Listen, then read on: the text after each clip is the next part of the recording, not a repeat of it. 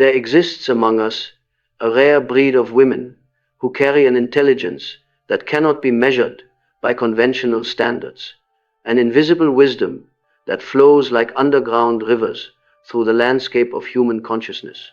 You know her when you meet her, though you might not understand why her presence shifts something deep within your chest, why her silence speaks louder than 1,000 words.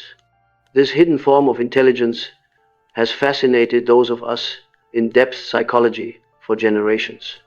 In my own work, I have recognized that certain women possess what I have termed a superior feeling function, a psychological capacity that transcends ordinary emotional sensitivity.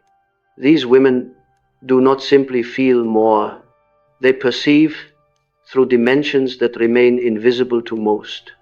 They read the energetic signatures of souls, decode the symbolic language of the unconscious, and navigate reality through channels that science has yet to map.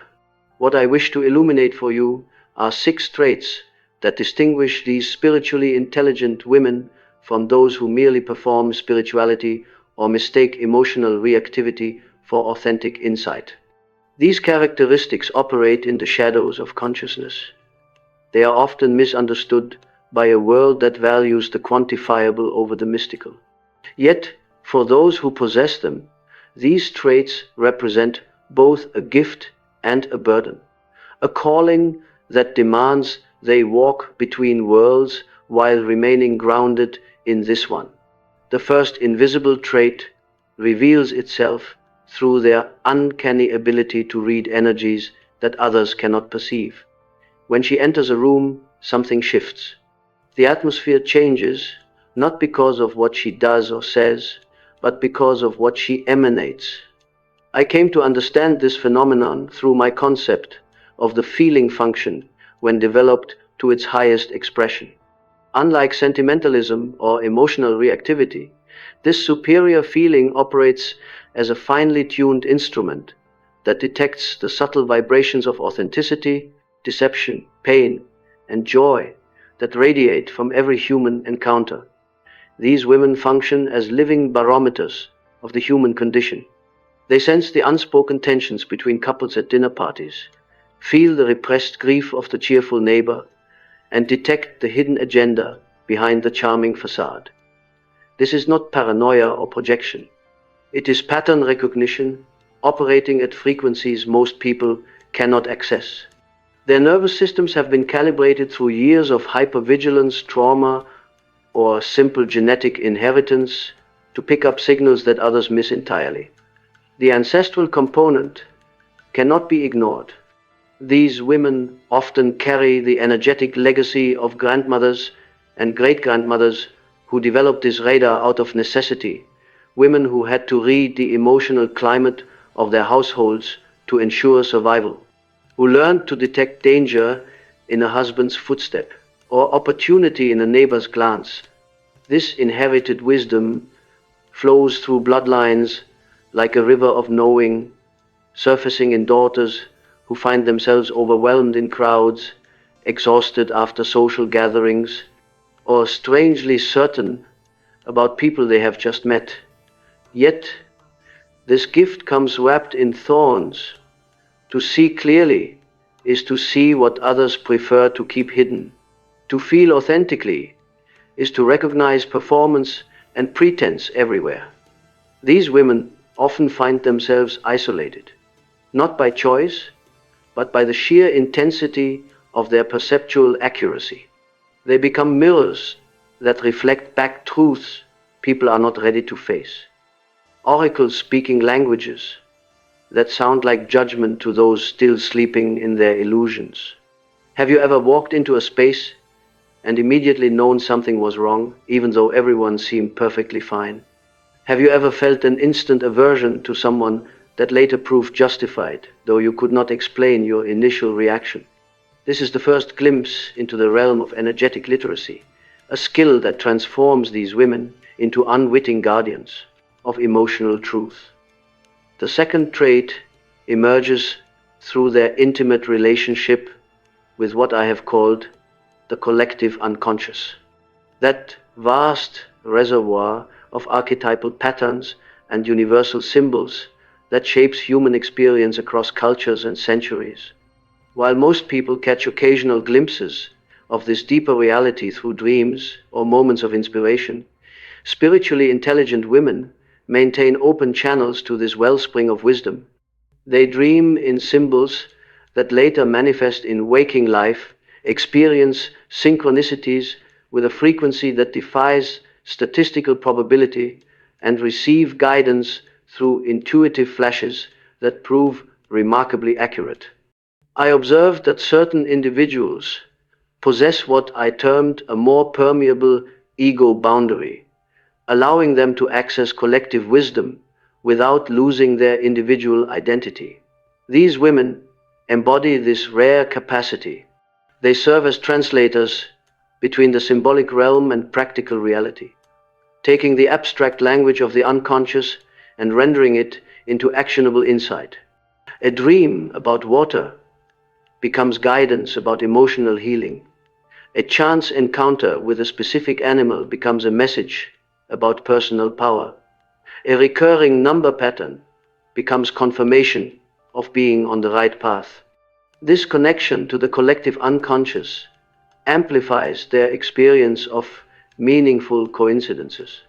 While others dismiss such events as random chance, these women recognize them as communications from the deeper intelligence that orchestrates reality behind the scenes. They learn to trust these synchronistic guideposts, allowing them to navigate life with a sense of flow and timing that appears magical to observers, but feels perfectly natural to them.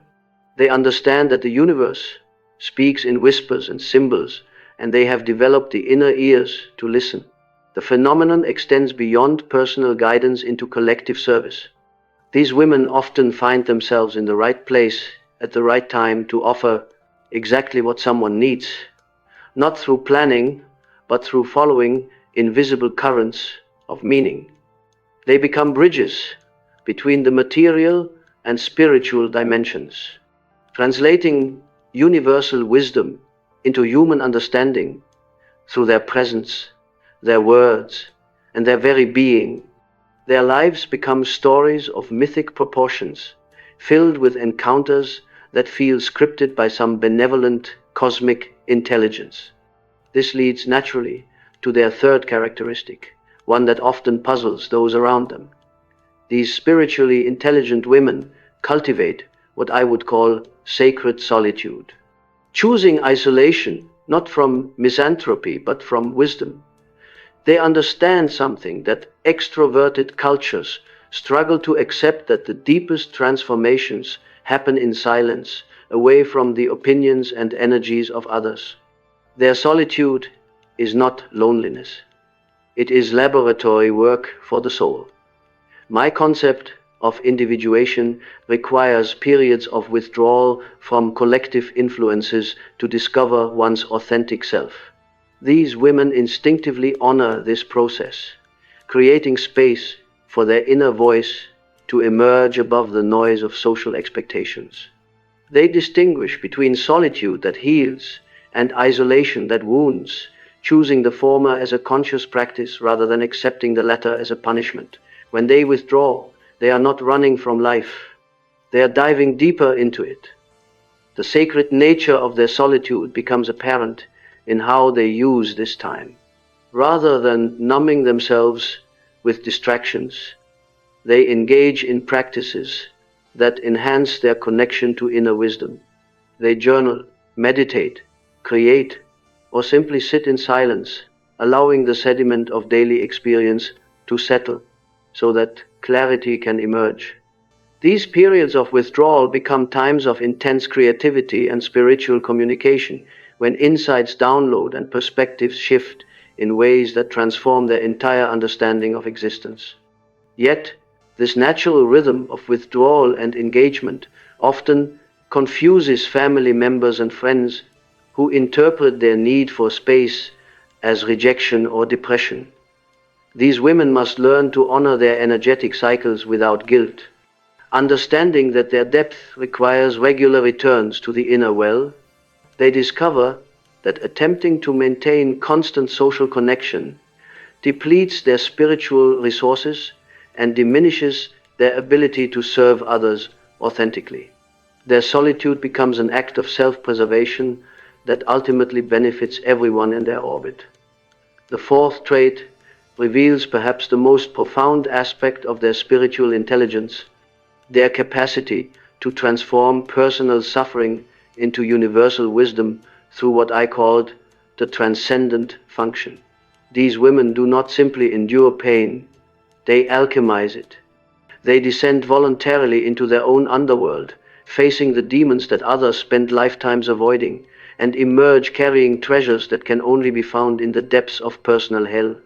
This process mirrors the ancient archetype of the wounded healer, the one who gains the power to heal others precisely through intimate knowledge of suffering. I recognize this pattern in many of my patients, particularly women who had endured significant trauma or loss. Rather than remaining victims of their circumstances, they transformed their wounds into sources of compassion and insight that could serve the collective healing process. Their pain became their qualification, their suffering, their certification as guides for others walking similar paths. The transcendent function operates by holding opposites in tension until a third possibility emerges. These women learn to embrace both their light and shadow, their joy and grief, their strength and vulnerability. Instead of choosing sides in the war between opposing forces within themselves, they become the sacred marriage of these opposites, giving birth to a new level of consciousness that transcends the original conflict. Their integrated wholeness becomes a beacon for others still struggling with inner fragmentation. This alchemical process requires tremendous courage and commitment to truth over comfort. These women must be willing to feel everything fully, to resist the temptation to spiritual bypass their pain through premature forgiveness or positive thinking. They learn that healing is not the absence of wounds, but the transformation of wounds into wisdom. Their scars become sacred sites, pilgrimage destinations for their own souls, and eventually for others seeking similar transformation. The responsibility that comes with this wisdom cannot be understated. Once you have transformed lead into gold, once you have walked through fire and emerged refined rather than destroyed, you become accountable to the collective healing process. These women often find themselves drawn to serve as counselors, teachers, artists, or healers, using their transmuted pain as medicine for a wounded world. The fifth hallmark of these women is not something you hear in their words, but something you feel in their very presence. I described it as therapeutic presence, a way of communicating that relies less on speech and more on the vibration of being itself. For them, silence is never empty. It is eloquence distilled. Their quietude can heal in ways 100 sermons cannot. Often the greatest gift they give another person is not advice or solution, but the willingness to sit beside them, to witness their reality without judgment, without interference, without trying to fix what is unfolding.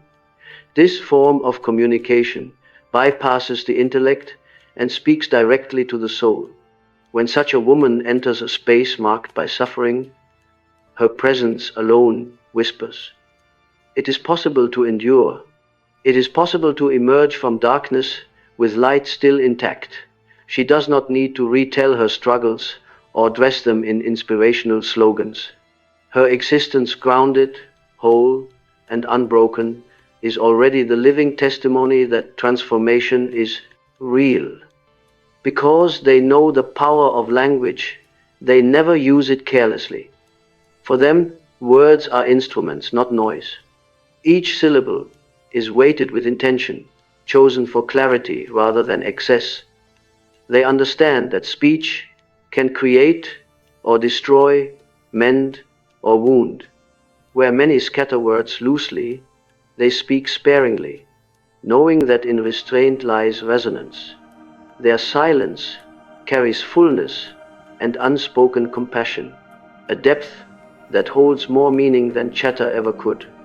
This discipline with expression extends into the way they manage their energy.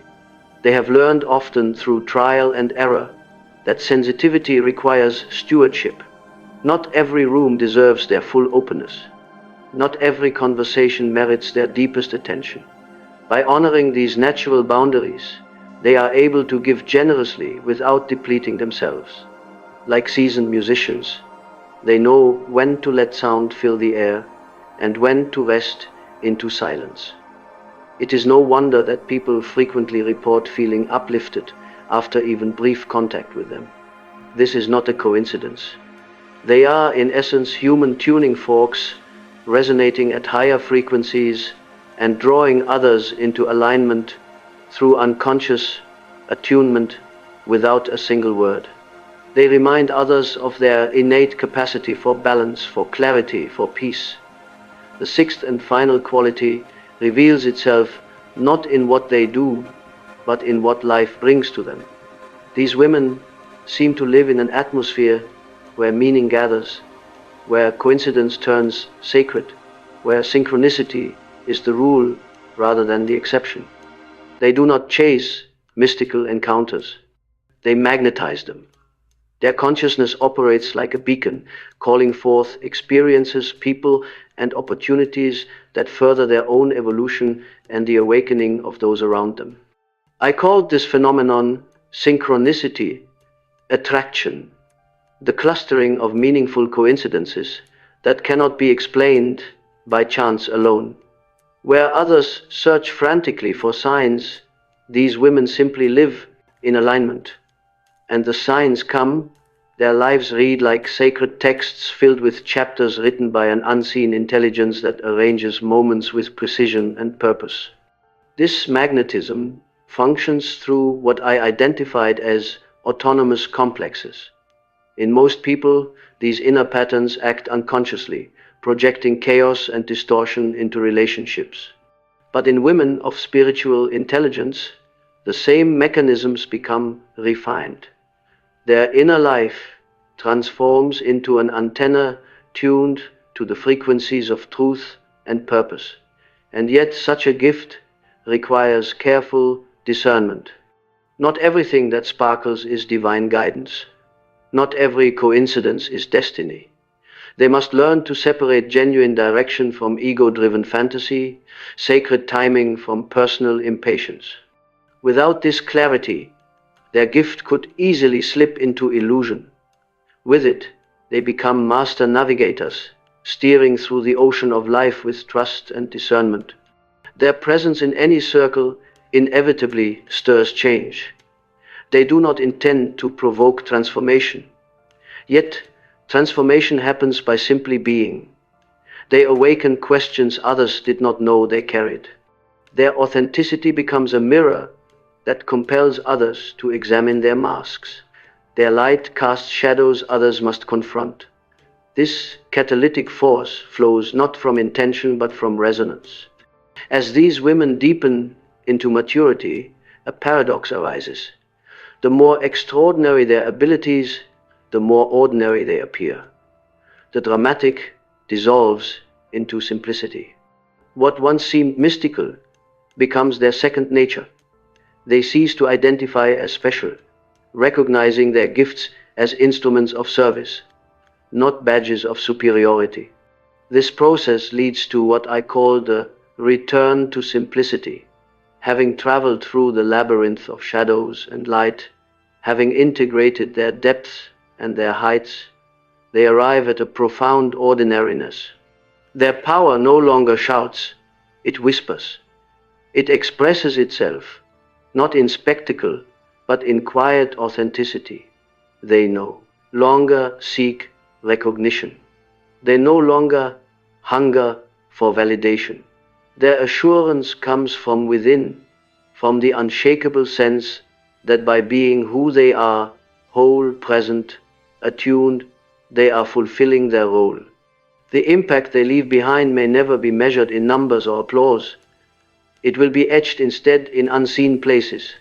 The hearts they soothed, the lives they gently shifted, the souls they reminded of their own depth.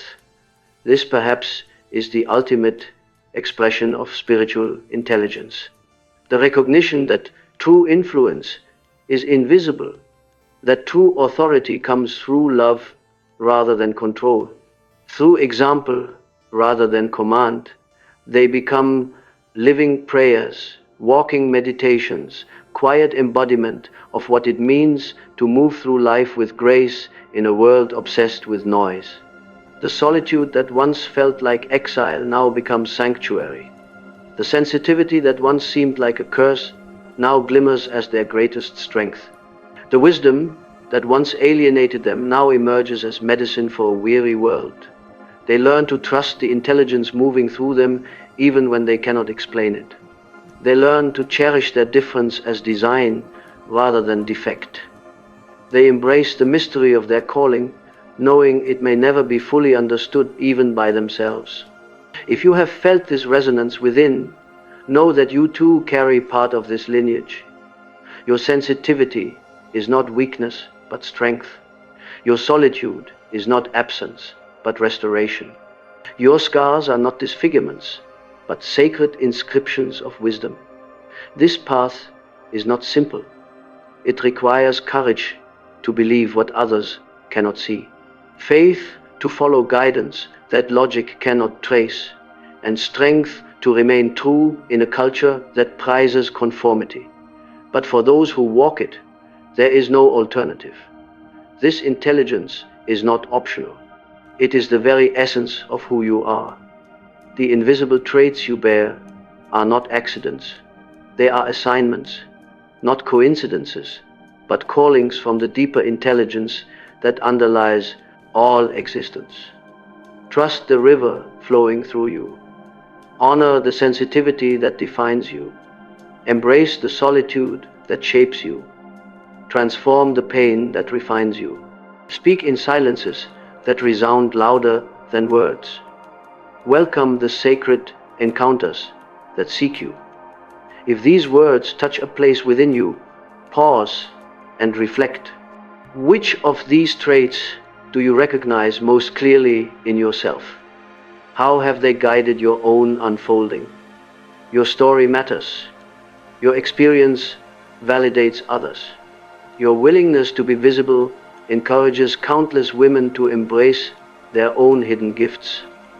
The journey does not end here. There are more depths of the feminine psyche to uncover, more hidden gifts to honor, more wisdom waiting to rise. And as I have often reminded, the privilege of a lifetime is to become who you truly are. I once remarked that the greatest task of every individual is to become whole, to weave together the fragments of psyche into an integrated self.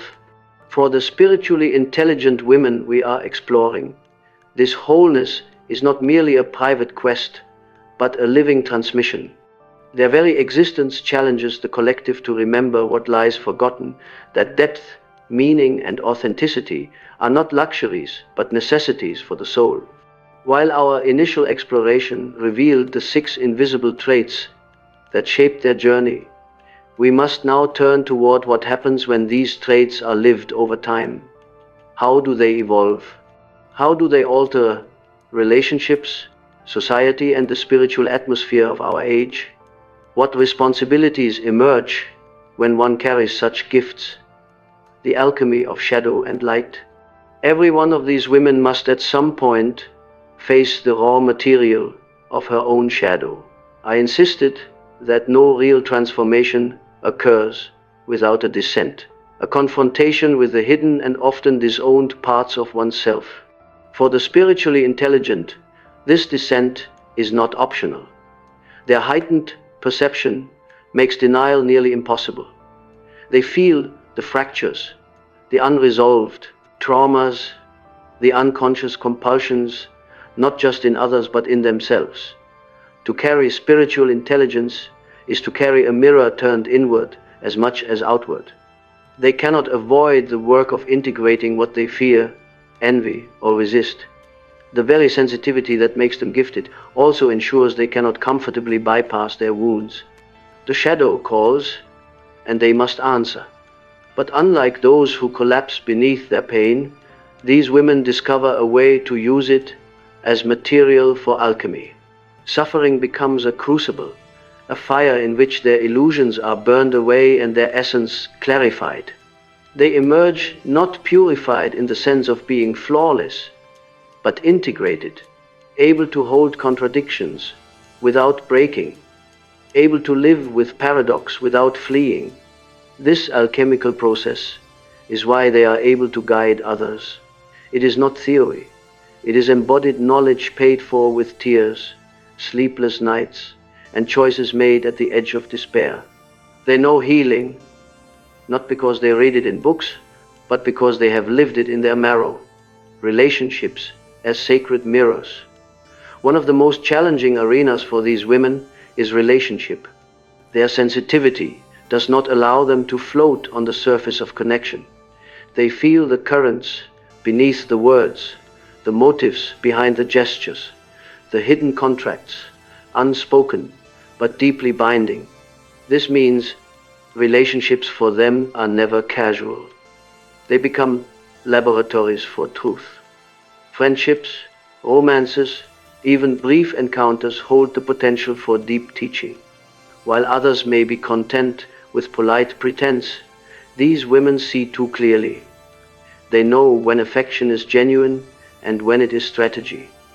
They sense when intimacy is authentic and when it is performance. Often, this creates friction.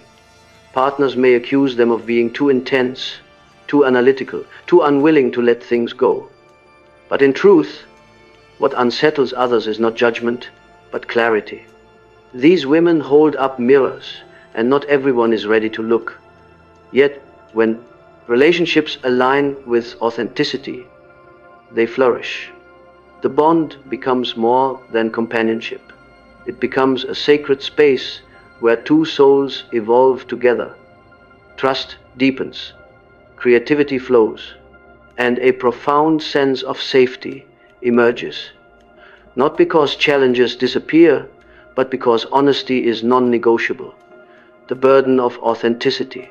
I once observed that loneliness does not come from being alone, but from being unable to communicate what matters most. For the spiritually intelligent woman, this is an ever-present tension. She longs for community, yet she cannot betray her truth for the comfort of belonging. This makes her life appear solitary at times. Others may misinterpret her boundaries as coldness, her solitude as rejection, but what she is really protecting is her authenticity. She knows that if she betrays her own knowing, she loses the very gift she was born to carry. The burden of authenticity means she will often be misunderstood. Her refusal to participate in shallow games, her unwillingness to nod along with falsehood, her choice to withdraw rather than conform, these things can cost her friendships, status, even love.